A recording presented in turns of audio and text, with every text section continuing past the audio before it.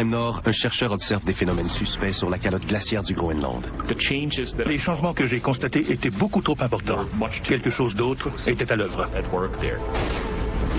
2005, en Floride, des cadavres d'animaux marins échouent mystérieusement sur la plage. Cela semble impossible, mais les écrits bibliques prédisent la mort de toutes les créatures marines. 2004, en Indonésie, un gigantesque tremblement de terre sous-marin provoque un tsunami meurtrier. Et les experts se préparent au pire. Un tremblement de terre à l'échelle planétaire, du jamais vu dans l'histoire humaine. 2008, les chercheurs se préparent pour une terrible pandémie mondiale. Tout cela m'inquiète au plus haut point. Je suis directement exposé et j'ai une famille. S'agit-il des signes annoncés dans la Bible? La prophétie biblique est un ensemble de renseignements prémonitoires divulgués par un Dieu omniscient et tout-puissant. Notre fin est-elle proche? Ce sera le chaos. Sans aucun doute.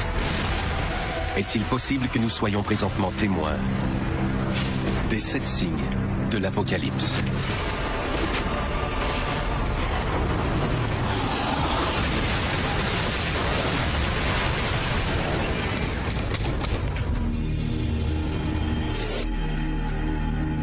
Depuis le début des temps, chaque civilisation a imaginé sa propre fin. En effet, le terme apocalypse signifie mise à nu, pour dévoiler quelque chose qui est inconnu de l'humanité. La clé pour déchiffrer la prophétie se trouve ici, dans le livre de la Révélation, le dernier livre du Nouveau Testament, généralement connu sous le nom de livre de l'Apocalypse. La Révélation a été écrite par le prophète Jean de Patmos, vers l'an 100 après Jésus-Christ. Il s'agit du texte biblique le plus mystérieux et le plus controversé. Le livre de la Révélation cherche à peindre un portrait de l'absolue désolation de la terre en prévision du jugement dernier. Le plan divin de la fin du monde. Le livre de la Révélation présente ce plan divin sur un parchemin scellé par 7 sceaux. À chaque sceau brisé,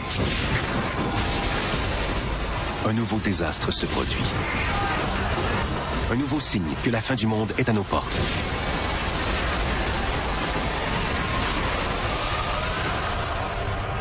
Depuis 2000 ans, ces prophéties ont provoqué de la peur. Depuis la mort et la résurrection du Christ, une foule de faux messies ont annoncé la fin du monde. Toutefois, chacun sait, qu'il soit athée, scientologiste, hindouiste, chrétien, catholique ou juif, que l'Apocalypse est sur le point de survenir. Est-il possible que la prophétie biblique des 7 signes, rédigée il y a près de 2000 ans, soit en train de s'accomplir? Étrangement, la science moderne semble confirmer ces signes. Les scientifiques croient que notre monde aura une fin. Ils sont également d'accord pour dire que de nombreux aspects de la fin du monde ressemblent aux phénomènes et aux catastrophes décrits dans l'Apocalypse. Ce que les scientifiques mettent en doute est la cause de l'Apocalypse. Ils ne croient pas que ce soit dû à la volonté de Dieu telle que décrite dans la Bible, mais plutôt le résultat d'une catastrophe naturelle. Pour ceux qui croient au livre de la Révélation, les signes précurseurs marquant le début de la prophétie sont clairs. Les 4 cavaliers de l'Apocalypse. Les experts bibliques en ont décrypté la signification. Ces cavaliers qui montent un cheval blanc, un cheval rouge, un cheval noir et un cheval pâle sont porteurs d'horreurs indicibles. Si la prophétie est en train de se réaliser, alors les 4 cavaliers sont déjà parmi nous. Le 4e cavalier, avec sa monture pâle, symbolise la maladie. Quand il ouvrit le 4e sceau, parut un cheval d'une couleur pâle. Celui qui le montait se nommait la mort. Le 4e cavalier de l'Apocalypse est une prophétie terrifiante. Le cheval pâle représente une épidémie mondiale. C'est le cavalier de la mort. Un fort pourcentage de la population sera décimé. Aujourd'hui, nous sommes témoins de souffrances humaines inimaginables. Chaque année, plus d'1 million de personnes meurent de la malaria. La menace de pandémie mondiale inquiète la communauté scientifique. Tout cela m'inquiète au plus haut point. Je suis directement exposé. Et j'ai une famille. Mes enfants risquent d'être les premières victimes de ces maladies. Les solutions arrivent souvent trop tard. Il faut redoubler d'efforts pour développer des vaccins et des mesures préventives pour contrer ces maladies avant leur propagation. Nous verrons que ce n'est qu'un début. Le troisième cavalier amène un autre élément destructeur, le cheval noir. Quand il ouvrit le troisième sceau, j'entendis le troisième être vivant qui disait « Viens ». Je regardai et parut un cheval noir. Celui qui le montait tenait une balance dans sa main. Le cheval noir symbolise la mort et la famine. Récemment, l'intensification des cultures destinées aux biocarburants a entraîné de graves pénuries alimentaires. Selon certains, le phénomène prendra de l'ampleur. Il n'y aura pas assez de nourriture et les gens se mettront à mourir en grand nombre. Des pénuries alimentaires sans pareil. Une famine à grande échelle. Une experte en gestion de crise nous donne un aperçu de cette tragédie humaine mondiale. Ce sera le chaos, sans aucun doute. Il n'y aura plus de règles. C'est ce qui arrive quand l'instinct de survie prend le dessus. Tout ce qui compte, c'est vous et votre famille. Le sort de votre voisin vous importe peu. Si vous avez faim, rien ne vous arrêtera. Le deuxième cavalier déclenchera une catastrophe encore plus dramatique. Et il sortit un autre cheval, rouge, qui reçut le pouvoir de faire s'entretuer les hommes. Le cheval rouge représente un immense conflit planétaire. Les preuves de ce signe sont partout. Guerre, génocide, terrorisme. Des humains souffrent atrocement d'un bout à l'autre du monde. Mais où cela nous mène-t-il?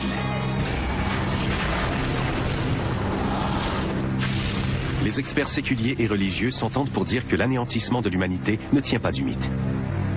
Jerry Jenkins, co-auteur de la série de romans Left Behind, nous expose son point de vue. Les désastres naturels sont de plus en plus graves.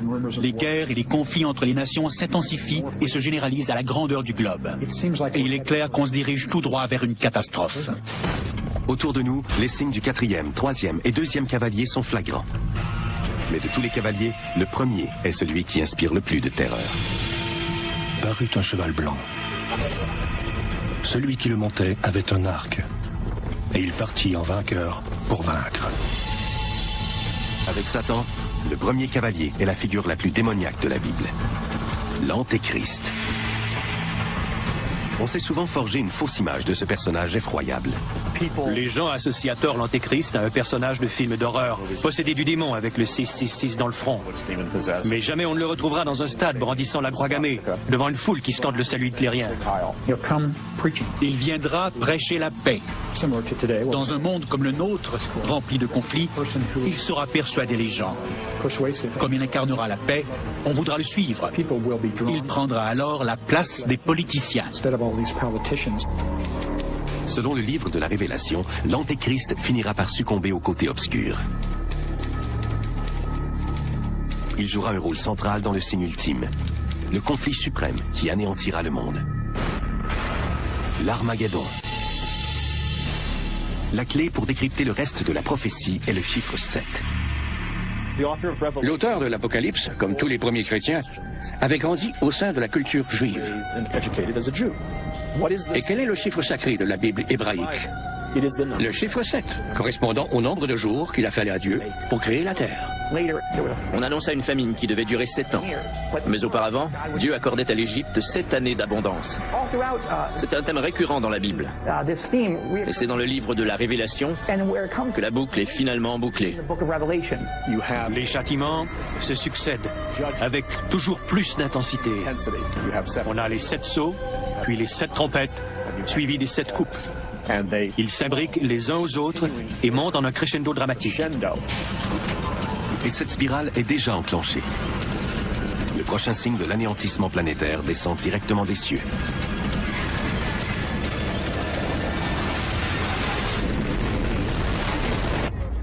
Les 7 signes annoncent plus que 7 désastres destructeurs de l'humanité.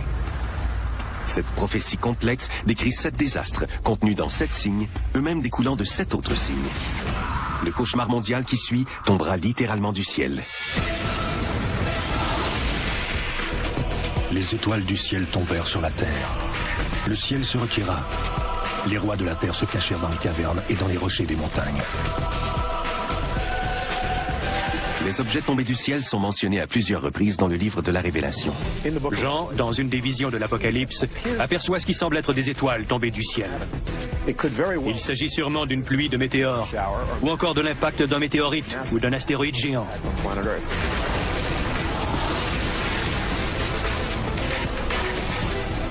La vision de Jean est historiquement fondée, car des météores ont déjà percuté la Terre. Les phénomènes célestes, particulièrement les comètes et les météores, ont toujours profondément ébranlé les hommes. Dans les temps anciens, une seule puissance était capable de déplacer les étoiles. L'explication la plus évidente était que Dieu exprimait son mécontentement. Les experts bibliques ont découvert un mot mentionné à plusieurs reprises. Il est directement lié à la prophétie. Il désigne une étoile qui tient son nom d'une plante au goût amer. Absinthe. Le troisième ange sonna de la trompette. Et il tomba du ciel une grande étoile ardente. Le nom de cette étoile est Absinthe. La prophétie de l'absinthe signifie-t-elle qu'un astéroïde va percuter la Terre? Cette prophétie est effrayante. Les dommages seront considérables. Une grande quantité de gens, de plantes et d'animaux disparaîtront. L'astéroïde sera si gros que la technologie moderne nous permettra de le détecter. Cette prophétie religieuse est maintenant corroborée par des scientifiques, tels que le Dr Phil Plait. La plus grande menace venue du ciel est très certainement l'impact d'astéroïdes. On n'a qu'à attendre un peu, et ça se produira. Un immense rocher va frapper la Terre. 100% garantie ou argent remis. Les météores sont nombreux et ils frappent la Terre périodiquement. Les météores assez gros pour causer de sérieux dommages frappent à chaque siècle environ. Un astéroïde est-il sur le point de percuter la Terre et de tout détruire? Les signes sont criants. Un morceau de fer d'environ 46 mètres de diamètre a atterri dans le désert il y a 50 000 ans. La quantité d'énergie libérée frôlait probablement les 20 mégatonnes, ce qui équivaut à l'explosion simultanée de 20 millions de tonnes de TNT. Un événement monumental. Les scientifiques croient qu'il y a 65 millions d'années, un astéroïde frappait la Terre de plein fouet. La planète a été incinérée, carbonisée. Un rocher de 10 km de diamètre, plus gros que le mont Everest, est tombé dans la péninsule du Yucatan dans le golfe du Mexique. La force de l'impact dépasse l'entendement. Une telle masse, à une telle vitesse, dégage 100 millions de mégatonnes d'énergie. Une bombe à hydrogène typique en émet 1 mégatonne. L'impact correspond à l'explosion de 100 millions de bombes à hydrogène. L'astéroïde de 10 km de large a causé des dommages inimaginables. Cette énergie s'est convertie en chaleur, causant l'évaporation d'une grande partie des océans. Un immense panache de gouttelettes d'eau et de roches en fusion est retombé sur la croûte terrestre. Il y eut des raz-de-marée et des tsunamis de centaines de mètres de haut. La Terre a été secouée par des séismes de magnitude 12. Les débris ont été dispersés autour de la Terre pour retomber dans l'atmosphère comme des étoiles filantes, en dissipant environ 20 millions de mégatonnes d'énergie. Quelques heures après l'impact, le feu faisait rage sur tous les continents. C'était l'enfer sur Terre. Un astéroïde est-il en mesure de provoquer l'apocalypse? Il semble que cela se soit déjà produit, bien avant l'apparition de l'homme. La possibilité d'une collision avec un astéroïde est indéniable. Reste à savoir quand cela se produira.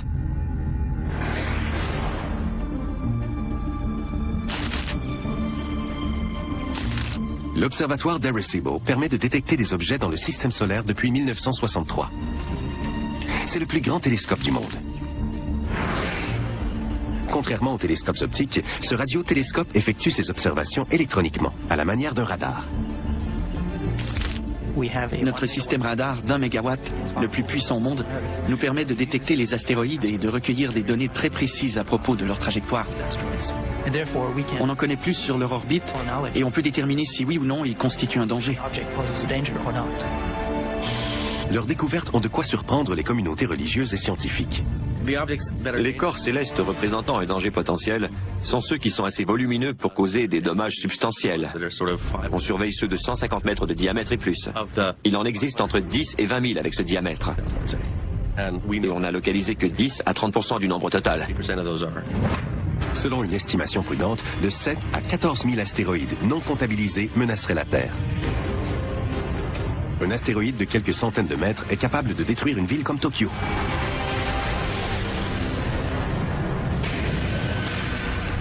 Et si l'un de ces astéroïdes accomplissait la prophétie de l'absinthe? S'il s'agissait vraiment de l'un des 7 signes, on assisterait à une catastrophe jamais vue dans l'histoire de l'humanité. En pénétrant dans l'atmosphère, un astéroïde de quelques mètres de largeur, gros comme un stade de football, accumulerait beaucoup de chaleur. S'il se dirigeait vers la ville de New York, les habitants apercevraient une immense boule de feu traverser le ciel. L'effet de chaleur serait instantané, comme se trouver sous un deuxième soleil. À mesure que l'astéroïde Absinthe s'approche, la chaleur s'intensifie. Il ferait de plus en plus chaud, comme si vous mettiez votre tête dans le four. Les gens et les édifices s'embraseraient instantanément. En quelques instants, tous les édifices prendront feu. Mais l'incendie ne durera pas longtemps. Le feu s'éteindrait au moment où le rocher s'écraserait au sol.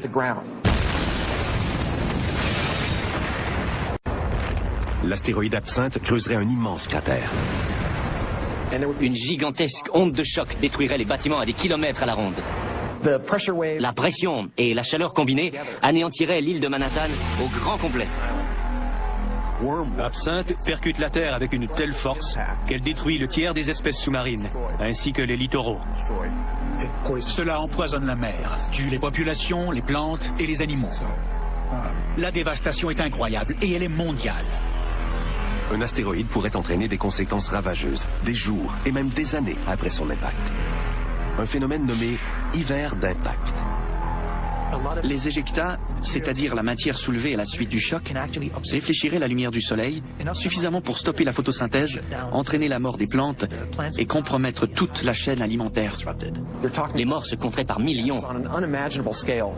L'impact sur l'économie sera sans précédent. Il deviendra impossible de cultiver quoi que ce soit. On parle d'effets à long terme, pas seulement au moment de la collision, mais bien pour les années à venir.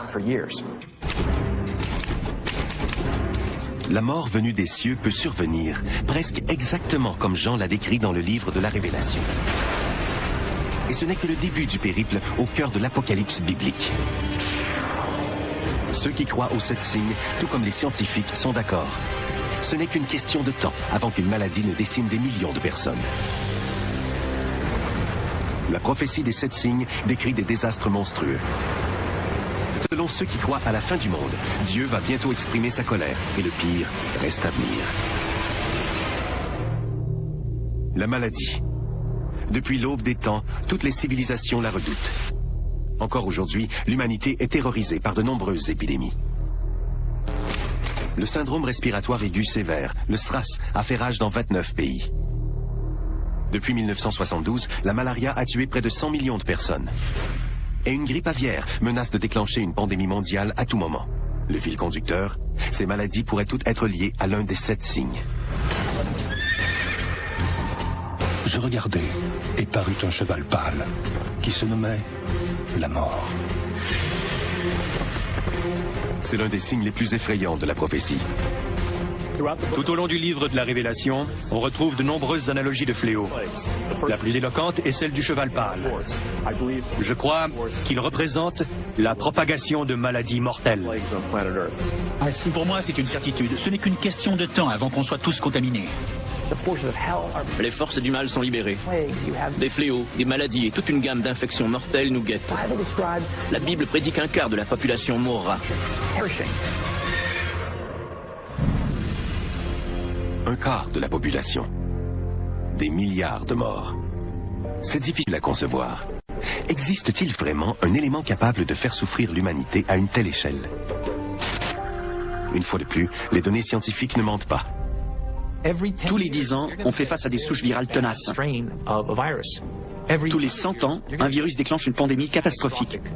Ce sont des faits bien établis, ce n'est pas nouveau. Il suffit de regarder à travers l'histoire. L'histoire. Depuis que le monde est monde, l'humanité est assaillie de fléaux et de pandémies. À l'époque où Jean de Patmos écrit l'Apocalypse, aux environs de l'an 100 après Jésus-Christ, la peste frappe le territoire actuel de la Libye, l'Égypte et la Syrie, tout près de l'île de Patmos. Il est même probable que Jean ait été au courant de l'épidémie. Mais la plus mortelle est celle qui a sévi au Moyen-Âge, la peste noire. La peste bubonique a ravagé l'Europe au milieu du XIVe siècle et a causé la mort de 25 à 50 millions d'individus. La maladie tient son nom des larges pustules noires, appelées bubons, qu'elle provoque. En 60 ans, le bilan mondial des décès se chiffre à des millions de morts. La population terrestre passe de 450 millions à 350 millions d'individus. Tout comme aujourd'hui, les victimes cherchent une explication dans la Bible et voient dans la peste une punition résultant de la fureur divine. À l'époque où elle sévit en Europe, on donne à la peste une signification religieuse. On retrouve ce cas classique de punition divine, non seulement dans l'Apocalypse, mais aussi dans le récit des 10 plaies d'Égypte durant l'Exode. Voir dans la peste un châtiment divin est une vieille tradition qui est décrite explicitement dans le livre de la Révélation. Les survivants ayant développé une immunité, la peste noire finit par disparaître. Mais la peur de cette infection mortelle est restée vive pendant des siècles. La pire pandémie moderne commence en 1918, au moment où la guerre la plus meurtrière de l'histoire s'achève. On la baptise grippe espagnole. Cette funeste grippe balaie le monde et fait entre 20 et 100 millions de victimes, soit 2 fois plus que la Première Guerre mondiale. On ignore son origine exacte, mais on croit aujourd'hui qu'un virus aviaire a muté et a commencé à se transmettre d'une personne à l'autre avant de se propager mondialement très rapidement. Virus aviaire, le terme est familier. Aujourd'hui, les scientifiques s'inquiètent d'une autre flambée de grippe aviaire, appelée H5. Cette fois, la menace est encore plus grande. Si ce virus subit une mutation, infecte les humains et commence à se transmettre d'une personne à l'autre, c'est la catastrophe. On parle de 50, 100, 150 millions de morts. Comme durant la pandémie de grippe de 1918, le virus H5 se transmettra aisément entre les humains. Puisqu'aujourd'hui les frontières sont pour ainsi dire abolies, l'infection sera hors de contrôle en un rien de temps. Le virus dispose d'une véritable autoroute pour contaminer le monde sur une base quotidienne. Comme la période d'incubation est de 2 jours, un porteur du virus peut monter à bord d'un avion et se rendre à l'autre bout du monde, là où on ignore encore l'existence de la pandémie. La propagation s'effectue sans qu'on le sache. Cela se déroule dans diverses parties du monde simultanément. Just pensez au nombre de gens qui transitent par l'aéroport de Los Angeles. Une personne en infecte d'autres à bord de l'avion, qui à leur tour en contamine d'autres en franchissant les portes de l'aéroport. La contamination se poursuit à travers tous les gestes de la vie quotidienne. Une fois le processus enclenché, on n'a aucune immunité. On est sans défense. Comme les premiers symptômes du virus H5 sont assez anodins, la personne infectée risque de sous-estimer le danger qui la guette. Les premiers symptômes ressembleraient à ceux d'une grippe ordinaire. Fièvre, toux, douleurs musculaires. On parle d'écoulement nasal et oculaire, de maux de gorge. Mais les symptômes évoluent rapidement. Les muscles endoloris, les maux de gorge et la toux dégénèrent rapidement en détresse respiratoire. Rapidement, vous courez après votre souffle. Arrêt cardiaque, insuffisance rénale. 4 jours après le début des premiers symptômes, vous vous retrouvez à l'hôpital. 9 jours plus tard, vous êtes mort. Aussi terrible qu'elle puisse paraître, la grippe aviaire n'est pas la seule menace à l'horizon. Un fléau encore plus terrifiant a une origine des plus sinistres. Selon moi, le cheval pâle symbolise la mort. Un type de mort bien précis. Je crois qu'il représente la mort causée par une arme biologique. Fruit d'un acte terroriste, d'une brèche de sécurité ou d'un conflit militaire. Une fiole se brise, un camion se renverse, la chaîne alimentaire est contaminée. Les fléaux créés en laboratoire pullulent sur la planète. Il n'existe aucun remède. Ils se répandent comme une traînée de poudre et tueront des millions d'individus. Et si on tombait sur un virus sournois, une poignée d'autres suffirait à contaminer facilement la population entière. Le spécialiste des armes de destruction massive, John Barton, connaît le danger que comportent les virus conçus en laboratoire. La vitesse d'adaptation de la bio-ingénierie constitue selon moi la plus grande menace. Les systèmes d'armes biologiques ne disposent pas de protection suffisante. Rien de plus facile que de réaliser une attaque bioterroriste. La plupart de ces armes sont incolores, inodores et sans saveur. On ne sait même pas comment intervenir en cas d'attaque. Aucun antiviral n'est disponible parce que souvent, on ne sait même pas de quoi il s'agit. Cela prend un bon moment avant de trouver un traitement adéquat. Imaginez qu'un groupe terroriste dispose d'un virus qui se propage dans l'air. Une arme bactériologique libérée dans l'air d'une ville populeuse comme Los Angeles ou New York contaminera tout le monde. Vous arriverez à vos fins. Et comme les Américains voyagent beaucoup et que les Européens traversent aisément les frontières, il est possible de répandre une souche mondialement en quelques semaines. Les médecins seront submergés par un raz-de-marée de malades et de mourants. Partout dans le monde, les hôpitaux seront pris d'assaut. À l'heure actuelle, on n'a ni les ressources ni les installations pour gérer l'afflux de patients dans les urgences. Toutes les urgences sont pleines, tous les lits sont occupés. Toutes les infirmières, les médecins et les urgentologues travaillent à pleine capacité. Si c'est le cas, comment admettre 10, 20, 50 patients de plus?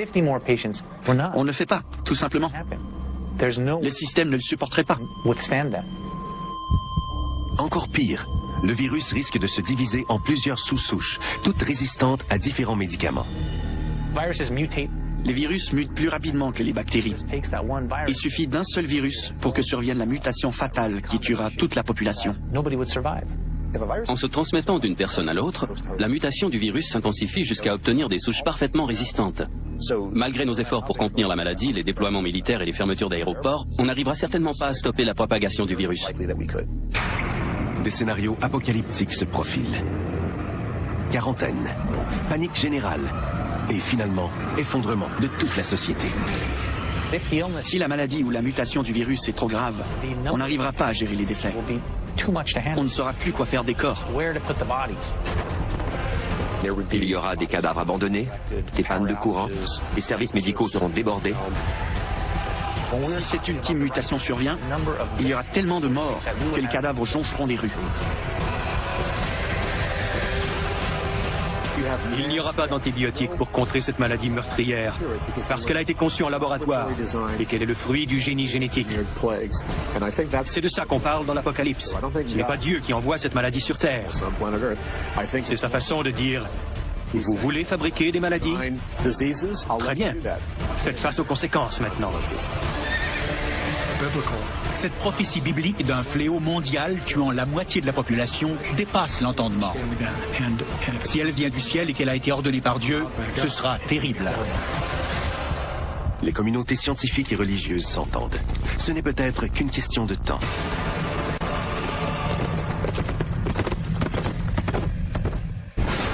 Le prochain signe concerne un autre type de désastre. Une catastrophe capable de faire trembler le sol. Un tremblement de terre mondial, du jamais vu dans l'histoire de l'humanité.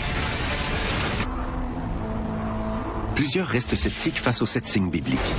Ils n'arrivent pas à croire qu'un Dieu aimant puisse ainsi accabler les hommes. Mais à mesure qu'on décortique la prophétie, un modèle émerge peu à peu. Dans un coin sombre, aux confins de la connaissance humaine, la limite entre la science moderne et la prophétie archaïque devient floue. Le prochain signe met en lumière cette zone funeste et révèle un niveau d'horreur sans précédent. Au cours de la dernière décennie, le monde a été secoué par une série de séismes effroyables. Le tremblement de terre au Sumatra, en 2004, a provoqué un tsunami qui a fait 270 000 victimes. Le bilan du récent séisme en Chine est de 80 000 morts. En 2005, au Pakistan, un autre tremblement de terre a tué 80 000 personnes. Des centaines de milliers de victimes ont souffert. Des femmes, des enfants, des jeunes et des vieux. Ces désastres effrayants sont-ils reliés à la prophétie? Pour les tenants de la théorie des 7 signes, les écrits ne mentent pas. Je regardais quand il ouvrit le 6e sceau. Il y eut un grand tremblement de terre. Certains sont convaincus que le pire est à venir. Du jamais vu dans l'histoire de l'humanité. Un gigantesque séisme bouleversera profondément son existence. Imaginez qu'un tremblement de terre meurtrier ébranle toute la planète, en même temps. Même les scientifiques tremblent à cette idée. On se prépare aux États-Unis, mais si on pense au Bangladesh, une telle catastrophe là-bas, Seigneur, le bilan des morts serait désastreux. Pour plusieurs chrétiens, il s'agit d'un avant-goût des destructions prédites par la prophétie. Un indice de plus que Dieu essaie de secouer les humains, de leur faire comprendre qu'ils ont besoin de lui. Le séisme joue un rôle central dans la prophétie, qui va bien au-delà du 6e sceau. Le tremblement de terre est un châtiment clé tout au long de l'Apocalypse. Il s'incarne dans le déversement de la 7e coupe. On parle d'un tremblement de terre d'une violence jamais vue encore. Partout sur la planète, les montagnes se soulèvent, les îles s'effritent et disparaissent. Les villes entières sont anéanties.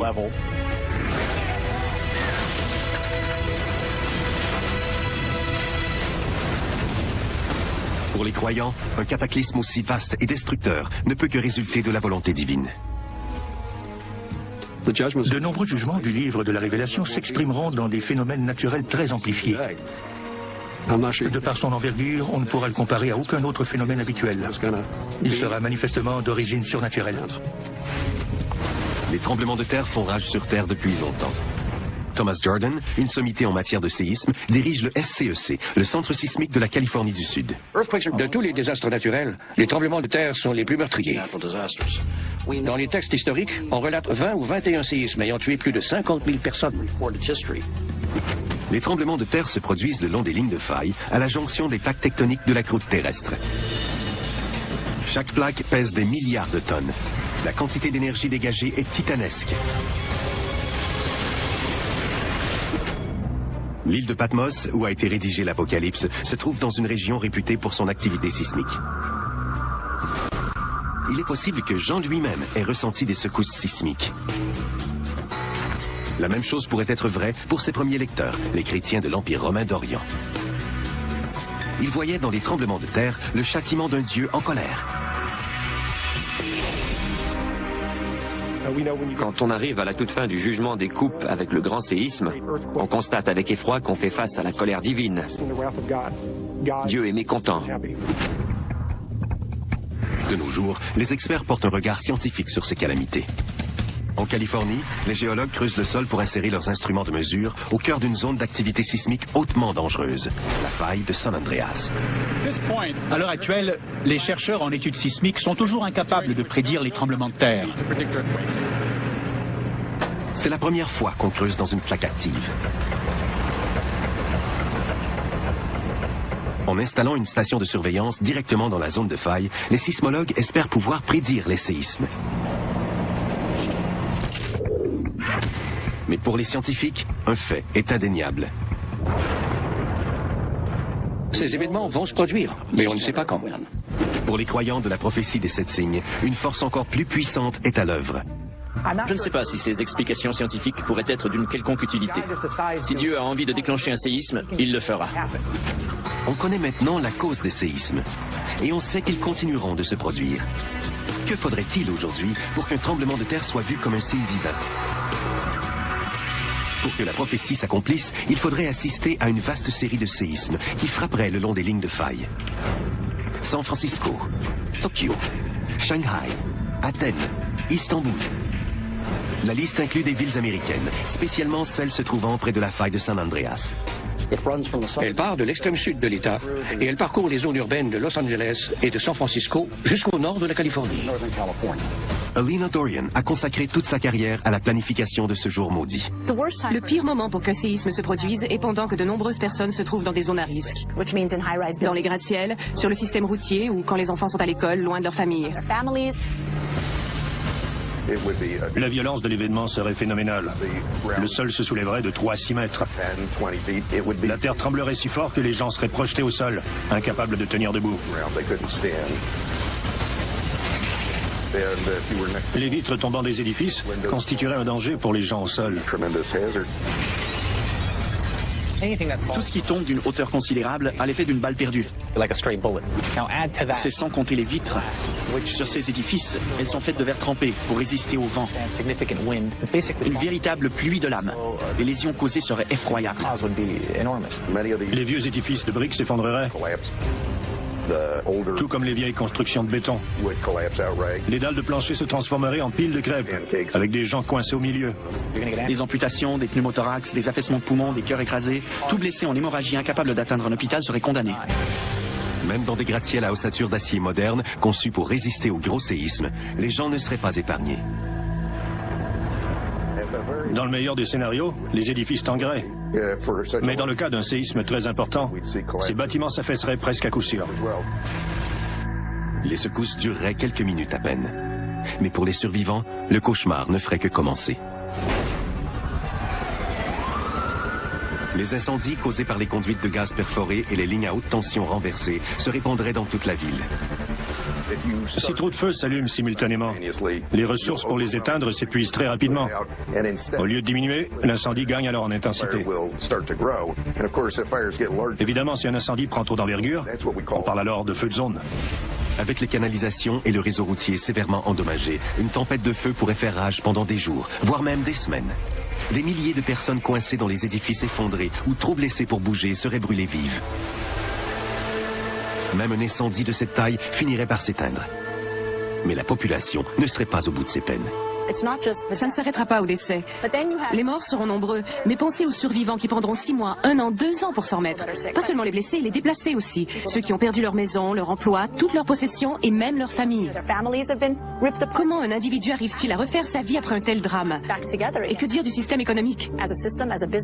Les ramifications sont multiples. Et on ne parle ici que d'une seule ville, un seul pays, une immense planète. Imaginez les conséquences d'un gigantesque séisme mondial dans les régions les plus pauvres du globe. Jamais leurs infrastructures ne tiendraient le coup. Ces gens n'auront nulle part où aller. Ils seront empilés les uns sur les autres. La densité de population est très élevée. On doit tenir compte de tout ça.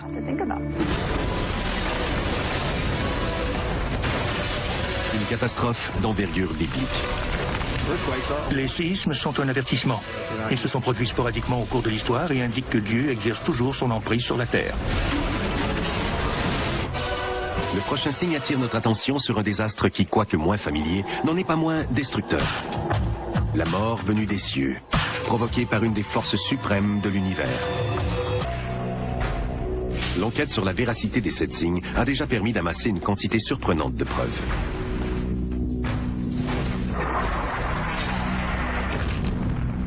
Pour ceux qui croient dur comme fer à la prophétie, la signification des preuves est claire. Dieu nous envoie les signes un après l'autre pour réveiller les gens. Ces chrétiens évangélistes croient que l'Apocalypse révèle le plan de destruction du monde et le retour du Christ sur terre. Le livre de la Révélation décrit l'indicible dévastation de la terre avant le jugement dernier. Incroyablement, la science moderne confirme plusieurs des scénarios décrits dans la mystérieuse prophétie. Les scientifiques sont d'accord pour dire que de nombreux aspects de la fin du monde ressemblent aux phénomènes relatés dans l'Apocalypse. On sait également que la prophétie propose un crescendo d'événements dévastateurs. 7 signes, suivis de 7 autres, se divisant eux-mêmes encore en 7. La peur est déjà à son comble, mais il reste encore d'autres signes à explorer. En effet, le prochain signe menace un élément si crucial qu'il pourrait entraîner l'éradication de toute vie terrestre.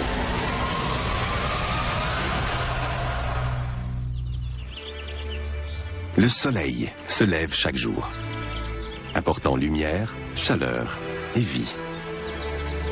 Notre monde tire son existence des rayons du soleil.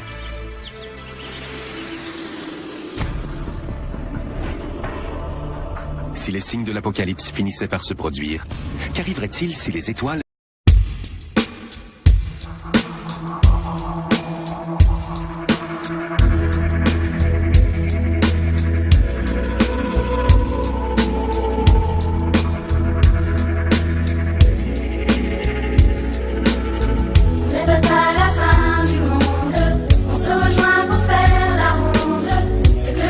Et le soleil devenait porteur de mort, de dévastation et de noirceur. La prophétie biblique prédit qu'au son de la 4e trompette, les démons de l'enfer entreront au paradis. Je regardais quand il ouvrit le 6e sceau. Le soleil devint noir, comme un sac de crin. Apocalypse, chapitre 6, verset 12. Le 6e signe, l'assombrissement du soleil. Le soleil devient noir et la lune devient comme du sang. C'est la période de transition vers ce qu'on appelle la fureur divine ou la grande tribulation. Quand la prophétie annonce l'assombrissement du soleil, je doute que ce phénomène soit causé par l'homme. Il s'agira d'un geste divin. Le soleil inspire la crainte et la vénération des hommes depuis l'aube des temps. Les éclipses suscitaient une telle peur chez nos ancêtres qu'elles déclenchaient des paniques collectives. Mais les prédictions parlent d'un phénomène plus étendu dans le temps qu'une simple éclipse. Le 6e signe prédit-il l'assombrissement permanent du Soleil? Risquons-nous d'être plongés dans une noirceur cosmique si destructrice que nous y verrions le signe de la volonté divine ou de l'Apocalypse? Aussi incroyable que cela puisse paraître, pour les scientifiques, c'est une possibilité. Ironiquement, la planète pourrait être plongée dans l'obscurité par le rayon le plus éblouissant de l'univers. Le rayon gamma fait partie du spectre électromagnétique. C'est une lumière. Les rayons gamma sont le fruit de radiations électromagnétiques émises lors d'une désintégration radioactive. Si on compare la lumière normale à la caresse d'une plume, le rayon gamma est une balle de fusil. Un seul photon de rayon gamma contient 1 milliard de fois plus d'énergie qu'un photon de lumière visible. C'est ce qui le rend si dangereux. En percutant une cellule, il la désintègre. S'il heurte notre ADN, il peut en détruire ou en altérer la molécule. Même si on a découvert l'existence des rayons gamma il y a plus d'un siècle, on commence à peine à connaître les dangers qu'ils comportent. Le docteur Neil Gehrels nous explique comment ces percées sont survenues pendant la guerre froide. Les armes nucléaires produisent des éclairs de rayons gamma. En 1962, le président Kennedy a signé le traité interdisant les essais nucléaires avec les soviétiques. Ce traité prohibe les essais d'armes nucléaires dans l'atmosphère terrestre. Pour s'assurer du respect du traité, les Américains ont lancé des satellites équipés de détecteurs de rayons gamma. C'est ce qui a permis de détecter des éclairs de rayons gamma. Mais les rayons gamma ne proviennent pas de la Russie. Plusieurs satellites ont observé l'éclair en même temps. Ils ne provenaient pas de la Terre, mais du fin fond de l'espace. En localisant la source des rayons, les scientifiques découvrent l'une des plus grosses explosions de l'univers, le sursaut gamma. Seul le Big Bang a diffusé plus d'énergie que le sursaut gamma. À ce qu'on sache, ce sont les plus grosses explosions de l'univers. Ils sont causés par l'explosion d'une supernova, une très grosse étoile. En se désintégrant, l'intérieur de l'étoile forme un trou noir au centre. Cela émet 2 jets d'énergie propulsés dans des directions opposées. Ces véritables lampes à souder cosmiques sont mortelles. Ils voyagent à la vitesse de la lumière. La quantité d'énergie qu'ils contiennent est inconcevable. En à peine 10 secondes, ces jets lumineux émettent plus d'énergie que notre Soleil le fera en 15 milliards d'années d'existence. Des millions de sursauts gamma se produisent chaque jour. C'est très fréquent. Si on les compare aux impacts d'astéroïdes, aux éruptions solaires ou aux trous noirs qui parsèment le système solaire, on peut affirmer sans hésiter que rien n'est plus effrayant qu'un sursaut gamma. À 1000 années-lumière, tout ce qui se trouve dans la mire du jet de rayons gamma est désintégré. Heureusement, aucune étoile n'est assez proche du système solaire pour pulvériser la Terre. Mais reste que les radiations de sursaut gamma, même à des milliers d'années-lumière, peuvent être dommageables. Il existe même des preuves que la Terre a déjà été touchée. Il y a des centaines de millions d'années, les trilobites dominaient le monde. Ces genres de petits crabes régnaient en maître sur les mers. Il est possible qu'un sursaut gamma se soit produit assez près pour éradiquer de la planète ces trilobites, ainsi que d'autres formes de vie. C'est une des plus vastes extinctions, plus grande que celle des dinosaures. Un sursaut gamma à proximité menacerait donc la vie sur Terre. Mais selon la prophétie, le Soleil et la Lune devraient s'assombrir. Comment cet éblouissant rayon de lumière arrivera-t-il à nous plonger dans l'obscurité? La réponse se trouve à 8000 années-lumière. Une étoile appelée WR104. Malgré son drôle de nom, elle est assez proche pour nous causer du tort, ce qu'elle semble sur le point de faire. La vie de WR104 s'achève et elle risque d'exploser à tout moment. Qu'arrivera-t-il quand cette étoile lointaine explosera? Elle le fera sans avertissement. Les rayons gamma sont de la lumière. Ils voyagent donc à la vitesse de la lumière, la vitesse ultime, quoi. C'est au moment de toucher la Terre qu'on en ressentirait les effets. Ce serait instantané. Bien que situé à 8000 années-lumière, WR104 pourrait provoquer des changements dramatiques dans notre ciel. Curieusement, c'est ce gigantesque éclair de lumière qui risque de nous plonger dans l'obscurité prédite dans les 7 signes. Un sursaut gamma va altérer la chimie atmosphérique. Cela créera une épaisse couche de smog brun-rouge qui bloquera la lumière, suffisamment pour entraîner des baisses de température et même causer une période glaciaire. La photosynthèse sera interrompue. Partout, les plantes mourront. Il est possible qu'un tel changement anéantisse un maillon essentiel de la chaîne alimentaire. La modification de la vie microscopique des océans peut altérer la base de la chaîne alimentaire. Si tous les planctons disparaissaient simultanément, sur une courte période de temps, la vie s'éteindrait. Le système s'effondrerait. C'est une immense chaîne. Tout est interrelié. Tout s'écroulerait. En emprisonnant une planète glacée et dépérissante sous des cieux assombris, un sursaut gamma serait un cauchemar pour l'humanité. Un cauchemar prédit par la Bible, il y a des siècles. Une prophétie qui, selon certains, annonce la fin des temps. À la fin des temps, rien ne fonctionnera et tout sera son dessus-dessous. Le soleil, source de lumière, deviendra noir. Ce qui signifie que Dieu est sur le point d'anéantir le monde. Je ne crois pas que Dieu doive avoir recours à la science pour arriver à ses fins, mais c'est possible. S'il faut un rayon gamma pour réussir, c'est sans doute ce qu'il utilisera. L'univers est si vaste qu'il est impossible de prédire ce signe avec certitude. Tout dans l'univers est une question de chance et de probabilité. Il suffit que votre étoile ou votre planète se trouve à proximité d'une supernova qui explose, et c'est la fin. La menace nous guette. À 8000 années-lumière, WR-104 a peut-être déjà explosé, propulsant vers nous ses rayons gamma meurtriers. Aussi effrayant que ce signe puisse paraître, la marche biblique vers l'Apocalypse est sur le point de prendre un virage encore plus dramatique. Ce désastre nous plonge directement dans les feux de l'enfer. Les scientifiques de Yellowstone effectuent des mesures et observent des phénomènes étranges.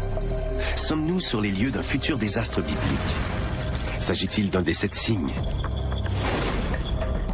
Le second ange sonna de la trompette, et une grande montagne embrasée par le feu fut jetée dans la mer. Le jugement de la seconde trompette concerne une montagne qui tombe dans l'océan. C'est peut-être un astéroïde, mais Jean utilise les termes montagne et feu. Une montagne s'effondre dans l'océan en crachant du feu. C'est une des forces les plus destructrices de la planète. Est-ce qu'une éruption volcanique serait l'un des 7 signes? L'histoire nous procure quelques indices à ce sujet. Les images de feu et de vapeurs sulfureuses qui illustrent l'enfer s'inspirent du magma brûlant s'écoulant des volcans. Comme plusieurs autres catastrophes naturelles, les éruptions volcaniques étaient perçues par nos ancêtres comme un châtiment divin. L'éruption du Vésuve se produit en 79 après Jésus-Christ, au moment même où Jean rédige l'Apocalypse. L'éruption ensevelit la ville romaine de Pompéi. Les cendres volcaniques brûlantes emprisonnent les victimes, à jamais figées dans leur ultime agonie. Pour les premiers chrétiens, Dieu cherche ainsi à punir l'Empire romain païen, qui persécute sans relâche ses citoyens chrétiens.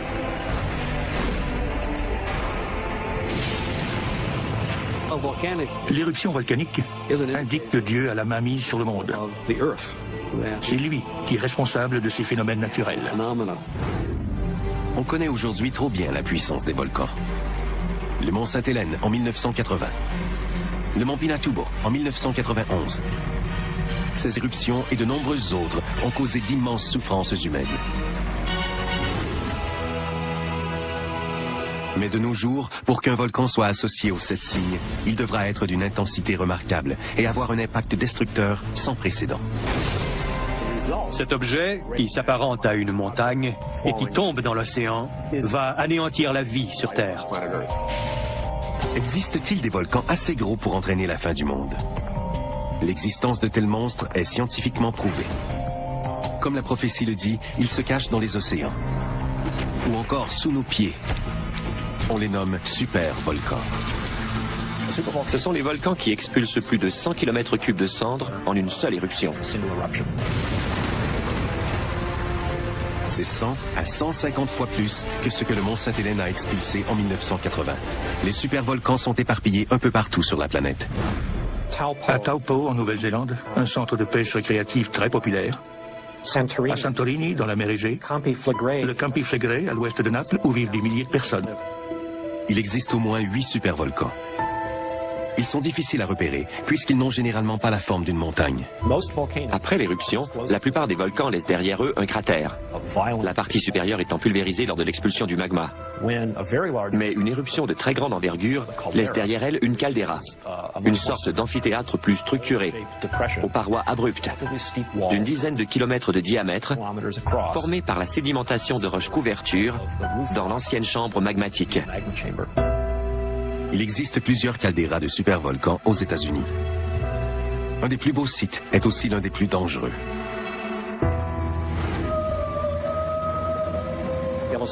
Yellowstone, un gigantesque cratère volcanique de 55 km sur 70. Il est difficile d'imaginer une éruption capable de rejeter autant de magma et de creuser une immense vallée en un rien de temps. C'est pourtant exactement ce qui s'est produit à Yellowstone plus d'une fois. Yellowstone a connu 3 éruptions gigantesques de plus de 100 km3. La plus récente remonte à 640 000 ans. On sait que Yellowstone est entré en éruption par le passé. On sait aussi que cela se reproduira dans le futur. Mais quand? Le plateau de Yellowstone s'élève d'environ 1 cm chaque année, à cause de la présence de roches fondues sous le plateau. Mais on ne possède pas vraiment assez de données pour prédire la prochaine éruption. Les données scientifiques disponibles révèlent qu'une éruption du Yellowstone est peu probable, du moins pas avant quelques milliers d'années. Mais ces données ne désarçonnent pas ceux qui croient dur comme fer à la prophétie.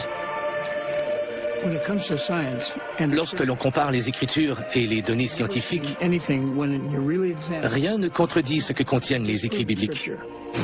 Mais les croyants avec leurs prophéties et les scientifiques avec leurs données s'entendent sur un point. Si un supervolcan entrait en éruption, nos perspectives de survie seraient minces. Tout commencerait par une série d'éruptions mineures. Elles n'auraient pas lieu simultanément sur toute la circonférence de la caldeira. D'abord, un premier trou apparaîtrait sur le bord de la caldeira, avant de se propager à la manière d'une fermeture éclair sur le pourtour du gigantesque cratère. Ensuite, tout le plancher de la caldeira de Yellowstone s'effondrerait, propulsant une immense colonne de gaz et de cendres volcaniques à plus de 20 km dans l'atmosphère. Le nuage retomberait en partie, rejetant au sol des cendres brûlantes à des centaines de kilomètres à la ronde.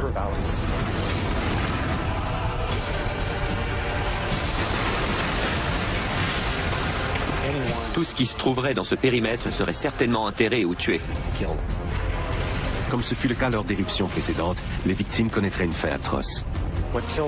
Ce qui tue les gens, c'est l'ingestion de gaz chaud, qui leur cuit littéralement l'intérieur.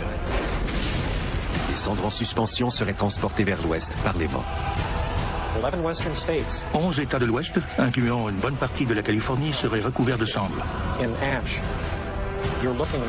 La ceinture de maïs du Midwest américain, qui assure la subsistance d'une grande partie de la planète, serait détruite. L'équilibre géopolitique en serait complètement chamboulé. Les dommages à long terme pourraient être encore pires. De minuscules particules volcaniques et des gaz continueraient de circuler dans la stratosphère, empêchant la lumière du Soleil d'atteindre la Terre. L'hiver volcanique s'installerait, semblable à l'hiver d'impact résultant d'une collision d'astéroïdes.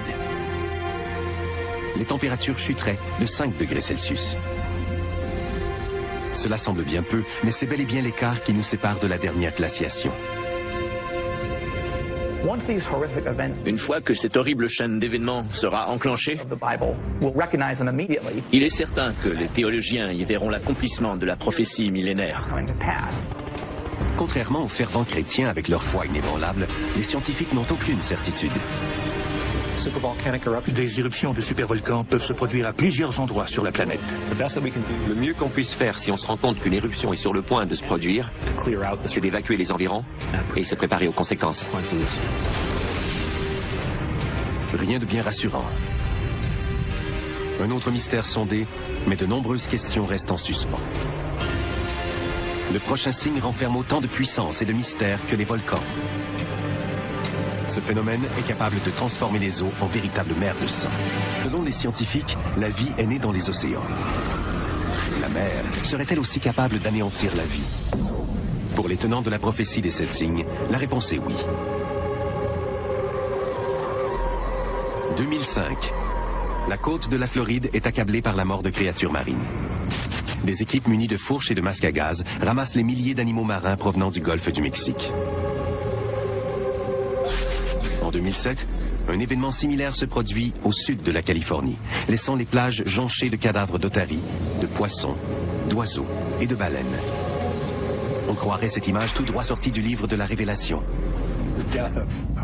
La mort des créatures marines semble impossible au premier abord. La mer est si vaste. Pourtant, les écrits prédisent clairement que toute la faune marine périra durant le jugement dernier. C'est indéniable, c'est une possibilité, une certitude même. Cette destruction de la vie marine est directement reliée au prochain signe de la prophétie. Le second versa sa coupe dans la mer, et elle devint du sang, comme celui d'un mort.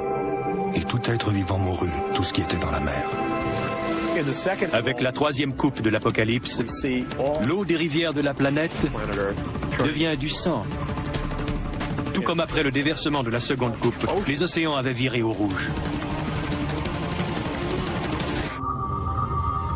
Un Dieu mécontent transformant l'eau en sang est récurrent dans la Bible. Mais qu'est-ce que cela signifie? Dieu transforme l'eau en sang, entraînant la mort des poissons. On ne peut plus boire l'eau. Elle n'est plus source de vie. Le sang qui est censé être contenu dans les veines des êtres vivants se retrouve dans les mers et les rivières. C'est un symbole de la dislocation, du bouleversement, de la catastrophe que Dieu réserve aux hommes en signe de sa colère. Il l'a fait en Égypte, comme le rapporte la Bible hébraïque, et cela se produira à la fin des temps, si on se fie aux écrits apocalyptiques. Déjà au temps de la Bible, le sang est porteur d'une charge symbolique très forte. Depuis l'aube de la tradition judéo-chrétienne, le sang revêt un caractère sacré. Cette symbolique se retrouve dans l'Apocalypse. Même sans aucune notion d'anatomie humaine, nos ancêtres comprenaient que le sang qui coulait dans nos veines nous gardait en vie. Le sang symbolise la vie, et par extension, la vie éternelle. Mais le sang peut également symboliser la mort. Pendant des siècles, l'eau transformée en sang n'était perçue que comme un symbole. Aujourd'hui, la science nous offre une autre perspective. Y a-t-il une explication scientifique au phénomène de l'eau changée en sang? Pour des raisons restées mystérieuses pendant des siècles, les océans et les zones côtières deviennent parfois rouges, comme du sang. Quand cela se produit, les plages se recouvrent de cadavres d'animaux marins. Du petit poisson à la grosse baleine, ils échouent sur les rives. De nos jours, on appelle ces phénomènes marées rouges. L'expert en écologie marine de l'Université du Sud de la Californie, Dave Hutchins, nous explique le phénomène. Marée rouge est l'expression commune pour désigner un groupe d'algues unicellulaires vivant le long des côtes et qui produisent des toxines. Leur prolifération peut être très néfaste. Les organismes responsables de cette prolifération ont une coloration rouge. En grand nombre, ils donnent à l'eau une teinte rouge, comme du sang.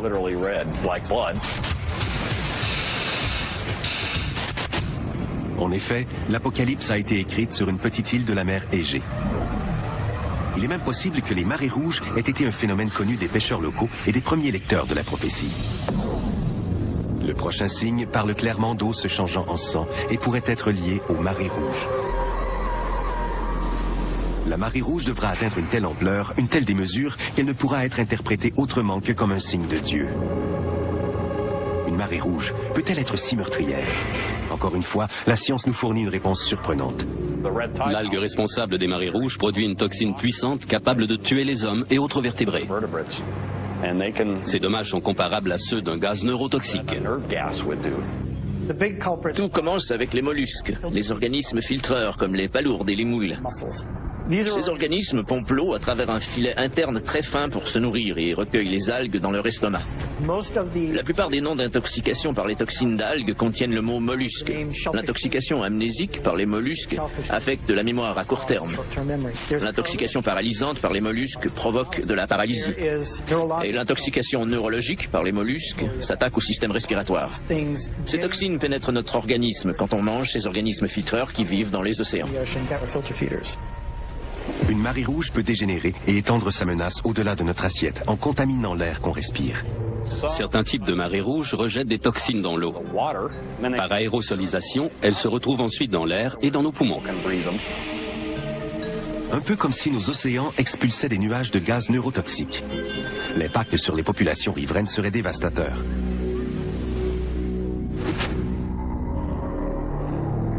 Si une immense marée rouge touche les océans en même temps, la majorité de la vie marine mourra.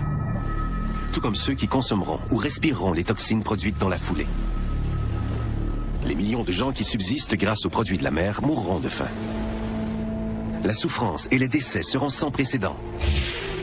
Pas de doute, plusieurs y verront un accomplissement des 7 signes. La pollution et le réchauffement climatique perturbent l'équilibre écologique qui indique habituellement la prolifération de ces algues. On assiste à une croissance du nombre et de la sévérité des marées rouges dans le monde. Si la toxine continue de sévir, elle risque d'envahir la planète. Si l'algue toxique gagne à long terme et qu'elle prend le dessus pour de bon, ce sera dramatique. Les adeptes de la prophétie des 7 signes sont d'accord, mais pour différentes raisons. Le message de Dieu s'adresse aux terriens rebelles, à l'Antéchrist et à ses partisans. Vous avez martyrisé les miens. Vous avez répandu leur sang. Vous avez tué des millions d'enfants de Dieu en déversant leur sang. Maintenant, en guise de châtiment et de dernier avertissement, je vais changer les rivières et les océans de la terre en sang. C'est peut-être le sinistre présage d'une prolifération mondiale de marées rouges. Il est aussi lié à notre prochain signe. Encore une fois, la menace émane de la source de vie par excellence.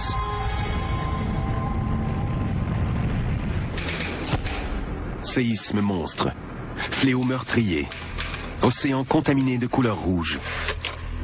Ils sont tous prédits dans l'Apocalypse et ont tous été observés sur Terre. Ces calamités n'ont jamais entraîné la fin du monde, mais sont-elles des présages, des avertissements indiquant que le pire reste à venir? Des indices laissent croire qu'un autre signe est sur le point d'être révélé. 1997, Grand Nord canadien, à des centaines de kilomètres de la ville la plus proche, un chercheur remarque des faits alarmants. Les changements que j'ai constatés étaient beaucoup trop importants et persistants pour qu'il s'agisse d'une variation naturelle du climat. Quelque chose d'autre était à l'œuvre. C'est vrai et c'est maintenant. De vastes plaques de glace de la taille du Rhode Island se détachent en Antarctique. Des ouragans d'une intensité jamais vue font rage dans l'Atlantique. Des cyclones sèment la mort sur le continent asiatique. La sécheresse accable de vastes régions du monde et on assiste à une extinction des espèces à vitesse grand V. Toutes ces calamités sont-elles reliées à un des signes? L'Apocalypse parle de 7 sceaux, suivis de 7 trompettes. Et le retentissement des 7 trompettes est un prélude au déversement de 7 coupes. Le 4e versa sa coupe sur le soleil. Et les hommes furent brûlés par une grande chaleur.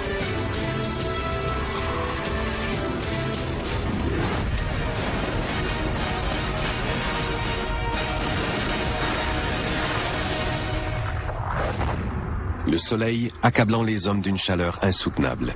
Un des signes les plus effroyables de la prophétie. Et pour la communauté scientifique, il ne fait pas de doute que le climat se modifie à toute allure. Le climat de la Terre se réchauffe. Certains principes physiques ne mentent pas. Les lois physiques derrière les changements climatiques sont très solides.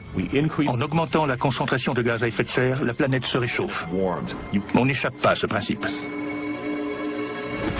Pour Mark Cerezé, chercheur au Centre national de données sur la neige et la glace, l'homme est la cause de ces changements visibles. Il est clair qu'on voit apparaître les effets d'un réchauffement climatique dû à l'augmentation des gaz à effet de serre. Toutes nos activités participent au réchauffement planétaire, que ce soit la construction de nouvelles villes, l'élargissement des zones agricoles ou la conduite de nos véhicules qui, on le sait, rejettent dans l'atmosphère des gaz à effet de serre. Et cela se produit plus rapidement que l'avaient prédit nos modèles. C'est inquiétant. Selon certains experts religieux, ces faits sont liés à la prophétie. Un autre signe de l'Apocalypse. L'homme mourra de chaleur, empoisonné par les radiations solaires. L'eau nécessaire à l'agriculture s'évaporera. Les rayons du soleil seront si brûlants que 50% de la population périra. Nous sommes témoins de catastrophes naturelles sans précédent. Quand on voit aux nouvelles télévisées des gens assis sur leur toit pour fuir leur maison inondée, ça fait peur. Même s'ils ne s'entendent pas sur la cause, les experts religieux et scientifiques sont d'accord sur un point. Notre planète se réchauffe et les effets sont catastrophiques. Ce sont des faits. Reste à déterminer à quel moment la crise se produira et quels en seront la sévérité et les impacts. Une hausse des températures, même minime, peut avoir des conséquences graves sur l'équilibre mondial. Les changements se produiront très rapidement. Par exemple, l'élévation du niveau de la mer. On verra plus d'ouragans de grande intensité. On assistera à une augmentation des sécheresses. Il y aura des luttes et des conflits. Une augmentation du terrorisme résultant du réchauffement global, c'est tout à fait envisageable. Cette hausse des températures provoquera des réactions en chaîne. Le phénomène d'élévation du niveau de la mer s'accélérera. Pourquoi? En grande partie à cause de la fonte brutale des glaciers et des calottes glaciaires. Ce qui aura le plus grand impact, principalement le Groenland et l'Antarctique. Ils représentent plus de 90 mètres de glace. Une hausse du niveau de l'océan de seulement 10 mètres ferait disparaître la Floride et la côte Est. 25% de la population des États-Unis serait déplacée. Il est préférable d'éviter les zones côtières si vous planifiez vous installer pour de bon quelque part. Bientôt, ces terres disparaîtront. Certains scientifiques prédisent une hausse encore plus substantielle des océans, jusqu'à 90 mètres. Cela entraînerait une catastrophe gigantesque. Londres, Venise, Amsterdam, Berlin, même Paris se retrouverait sous l'eau. Selon ce qu'on observe depuis un siècle, si on continue l'émission de gaz à effet de serre, le réchauffement va s'intensifier. La Terre serait ravagée par de terrifiantes super-tempêtes. Les ouragans naissent dans les eaux chaudes. Or, les mers se réchauffent. Il faut donc s'attendre à une augmentation du nombre d'ouragans dans le futur. On assistera également à l'intensification d'autres phénomènes naturels comme les orages. On constate que le visage de la planète est appelé à changer. Les hommes n'ont qu'à bien se tenir. Les habitants des pays en voie de développement seraient les premiers touchés. Des centaines de milliers de personnes mourraient.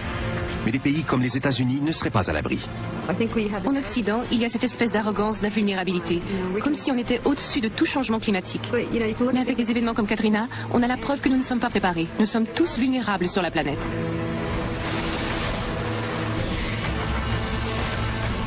Qu'on soit prêt ou pas, le réchauffement climatique est à nos portes. Mais rien ne peut nous préparer au prochain signe, une guerre mondiale qui éliminera la totalité de l'humanité. La bataille finale entre le bien et le mal. Dans l'Apocalypse, on l'a baptisé Armageddon. Le mystère ultime des 7 signes est extrêmement complexe. L'Apocalypse regorge de symboles fantasmagoriques et d'indices masqués. La prophétie biblique est un ensemble de renseignements prémonitoires divulgués par un Dieu omniscient et tout-puissant. Comme les renseignements de la CIA, des bribes d'informations issues de diverses sources doivent être reliées entre elles. La prophétie des 7 signes fonctionne de la même façon.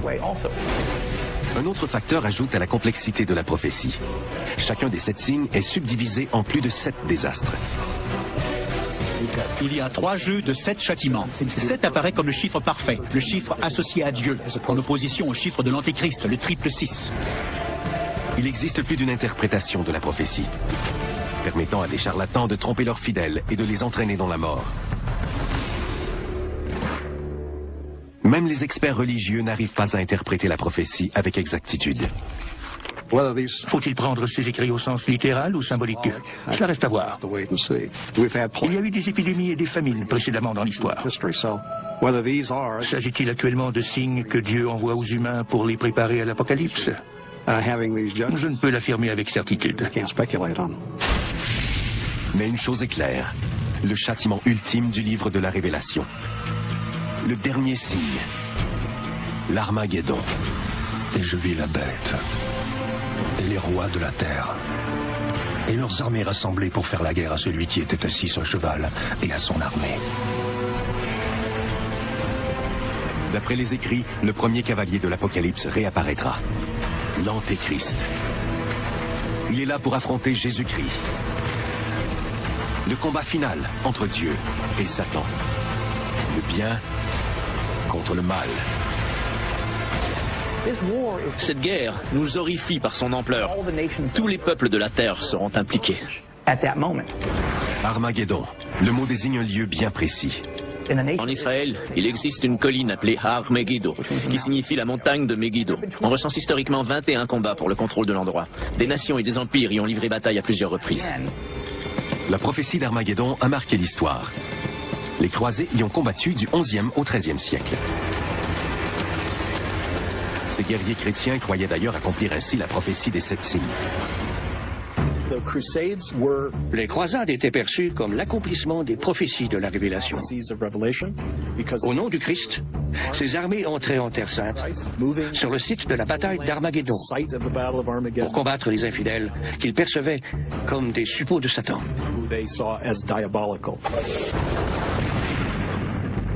Aujourd'hui encore, la prophétie de l'Armageddon continue d'exercer la fascination. Selon certains experts croyant en la prophétie, nous pourrions être à l'aube de l'Armageddon. Nous vivons dans un monde brutal et chaotique. Avec les armes de destruction massive, tous les individus et les nations malfaisants, les terroristes, les gens craignent que la fin soit proche. Pour les croyants, la menace d'une guerre nucléaire a toujours été étroitement liée à l'Armageddon. Quand on pense à la course aux armements nucléaires et à ces histoires de bombes valises soviétiques égarées, les potentiels fléaux cataclysmiques des armes biologiques créées en laboratoire, jamais dans l'histoire de l'humanité, on a eu la technologie disponible pour littéralement détruire le monde en quelques semaines. Avec l'avènement d'une panoplie d'armes de destruction massive, même les experts séculiers évoquent des images dignes de l'Apocalypse. Un conflit nucléaire est possible. S'impliquera-t-on pour protéger nos intérêts? Et si oui, à quelle échelle? Se contentera-t-on de répliquer pour neutraliser la menace nucléaire ou entrera-t-on vraiment en guerre? Si la dernière prophétie culmine avec l'Armageddon nucléaire, la fin sera similaire à celle causée par l'impact d'un astéroïde ou l'éruption d'un supervolcan. La guerre nucléaire sera suivie d'un hiver nucléaire. Tel un linceul, un nuage de débris radioactifs plongera le monde dans l'obscurité. Cela abaissera les températures d'au moins 10 degrés. La situation continuera de se dégrader et nous serons cuits. Les précipitations qui tomberont en neige seront complètement radioactives. C'est dans cet enfer glacé que l'Apocalypse atteint son apogée. Mais le terme Apocalypse ne signifie pas notre perte, mais bien révéler ce qui doit être révélé. Notre périple au cœur des 7 signes ne semble qu'une litanie sans fin de morts et de catastrophes. Tout commence par l'apparition des 4 cavaliers de l'Apocalypse, suivi d'un crescendo de désastres innommables qui culmine par un dernier combat qui anéantit tout sur la planète Terre. Mais pour les tenants de la prophétie, les 7 signes ne constituent pas le compte à rebours de la fin des temps. Les signes annoncent un nouveau commencement et ont pour but de réveiller les hommes. L'objectif est d'attirer l'attention de l'humanité rebelle. Un ultime effort de la ramener à la raison. Le mystère des 7 signes serait alors dévoilé. Malgré la dévastation du dernier signe, l'Armageddon s'achève sur une note surprenante. Puis je vis descendre du ciel un ange. Il saisit Satan et le lia pour 1000 ans. Il le jeta dans l'abîme. L'Armageddon prend fin. Satan est défait.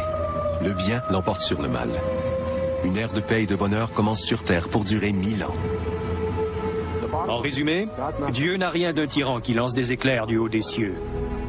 Dieu est amour, et l'Apocalypse nous révèle cet amour éternel. Voilà la vraie signification. Il ne parle pas de torture et de maladie. Il raconte l'amour de Dieu et l'avènement d'un monde nouveau. Oui, la prophétie qui terrifie une humanité indomptable se termine sur une bonne note. La grande quête d'espoir des hommes explique pourquoi l'Apocalypse est plus pertinente que jamais. L'Apocalypse n'a jamais été lu avec plus de conviction qu'aujourd'hui. C'est ironique, parce que nous vivons dans une époque scientifique de connaissances poussées qui glorifie le moment présent. Même avec tout ce savoir, des gens affirment que les croyances religieuses sont ce qui compte le plus. C'est ce qui fera la différence entre finir ses jours au paradis ou brûler à jamais en enfer. Les 7 signes sont-ils en train de se manifester? Malgré tous les indices, il est impossible de l'affirmer avec certitude. Mais une chose est sûre. La prophétie exerce autant de fascination aujourd'hui qu'au moment de sa rédaction.